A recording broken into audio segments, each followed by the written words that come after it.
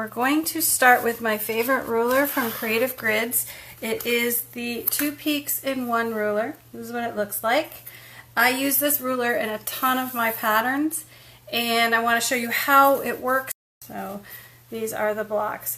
So to show you this, I'm going to pan the camera down just so you guys can see what I'm doing on the cutting table. So I'll see you in a little bit. All of the Creative Grid rulers work the same way. I'm going to see if I can get you a white background here. So it works like this. All of the white bubbles on a Creative Grids ruler tells you the cut size, fabric width, and all of the black circles give you the finished size, so you know how big your finished piece will be. So to cut these, you would take a strip of fabric, and I'm doing 4.5-inch squares, and you would take the ruler and you would align the ruler on the 4.5-inch line, finishing at 4, and you would go ahead and cut the big piece. And that we've got cut here. And then you have to cut the 2 side pieces. So for this guy, we have that piece that goes there and this piece that goes here. And so to cut the side pieces, you would take the same width strip, 4.5-inch strip, and you would lay the ruler on the strip. And let's see here. I need to cut myself a straight edge to start here. So you lay the ruler on the strip, you align the 4.5-inch line here, and you align the edge of the strip with the edge of the ruler, and you cut.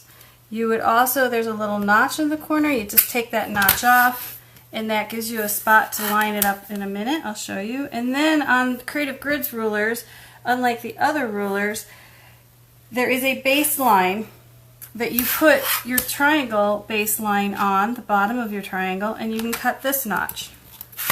That gives you a perfect side piece to sew onto here. So when we go to sew it on, we can align the top edge here, and that little notch you took off aligns it perfectly there, and you would just sew your 1/4-inch foot. And I have an example to show you right here. I'll flip this one over. So you would sew the 1/4-inch foot, and then you'd press this open and repeat on the other side. So that's how you do the 2 peaks in 1. The other thing you can do with this ruler is you can cut 2 of these little side pieces, and I'm going to show you again. These were cut, the base was cut, I didn't cut the notch at the top, so you're going to get to see that again. You line it there, get rid of your notch, and then you can sew these like this, and when you go to align them, they just line up beautifully. And if you go on our website, thewhimsicalworkshop.com, you're going to see tons and tons of patterns using this shape here and this shape here. Now another thing you can do with this ruler that I really like is you can do a triangle border. So you just cut the big triangles, sew them together, and you have this lovely triangle border. To do that, you would cut all of your big triangles, just like I showed you with the ruler on here.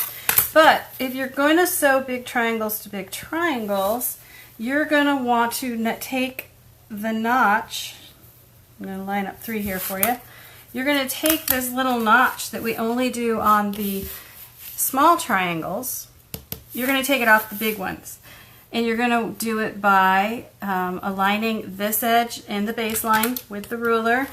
And you cut, flip it over, cut it again. So now we have these to do this border, but by taking that notch, now they line up perfectly. And if you've ever sewn a triangle border together, it is not fun if you can't line things up. And this way they come out perfect every time. So that works for the border.